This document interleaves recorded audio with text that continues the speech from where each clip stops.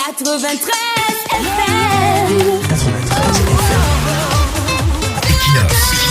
Radio. Bonjour, depuis 1982, dans la presse internationale, le nom du Cameroun n'apparaît que dans des sujets louches, tristes, négatifs et intrigants. Lorsqu'on parle du Cameroun dans les médias internationaux ces dernières années, c'est seulement en termes de répression politique, de vol des élections, de corruption, de détournement de fonds, de violations graves des droits de l'homme, de terrorisme, de guerre, de tensions interethniques, de conflits, de réfugiés, d'escroqueries, de la longévité et de l'âge avancé de son président, de malgouvernance. Voilà les scores internationaux du régime de Yaoundé. Il s'est bâti une réputation dans la négativité. C'est plutôt ce régime qui ternit l'image du Cameroun à l'international. Certains citoyens se battent avec des prouesses pour qu'on parle du Cameroun en bien dans les médias internationaux.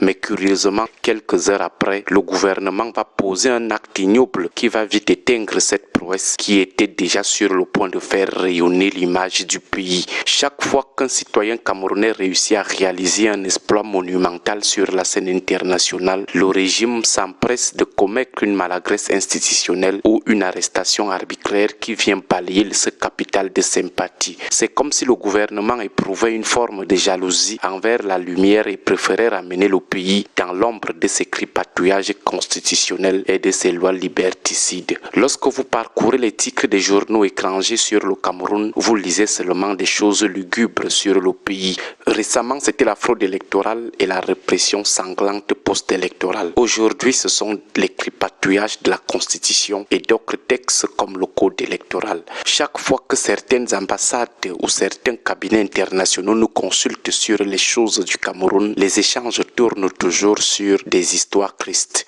On dirait que le gouvernement camerounais ne produit que la tristesse comme actualité. Voilà un gouvernement qui ne renvoie que de mauvaises images du pays. Lorsque les rédactions des grands journaux mondiaux se penchent sur le cas camerounais, elles n'ont que le déclin, la guerre, le terrorisme, la brutalité politique, l'âge avancé du président, la confiscation du pouvoir, le népotisme et la corruption comme sujet.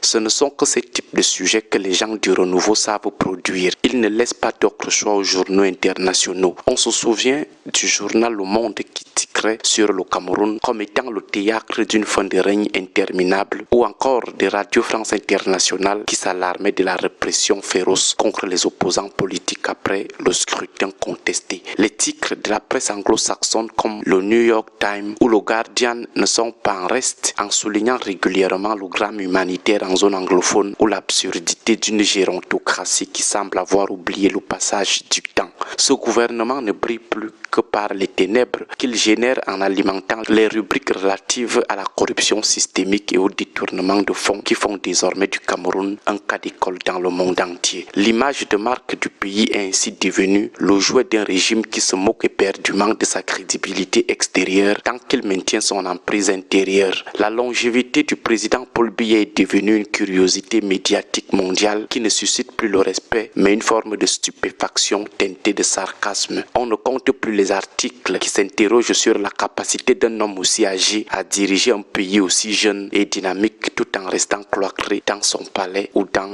les hôtels de luxe à l'étranger.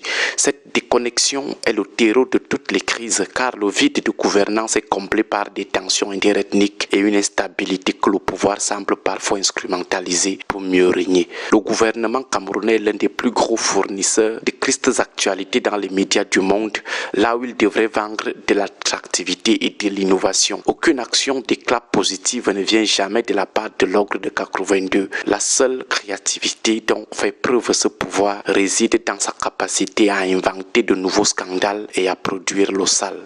Le Cameroun est aujourd'hui perçu comme une terre de gâchis, un échantillon de la malgouvernance, un exemple planétaire de l'éternisation au pouvoir. Le pays est devenu la risée de tous. Même les pays qui venaient supplier ici à Yaoundé pour qu'on leur vende ne serait-ce que le bâton de manioc nous regardent désormais avec un air de pitié. On finit par se demander si la seule mission que s'est assignée les gens du renouveau n'est pas finalement de prouver au monde entier que le Cameroun n'est qu'un état lugubre ou un semblant de pays. C'est vraiment triste.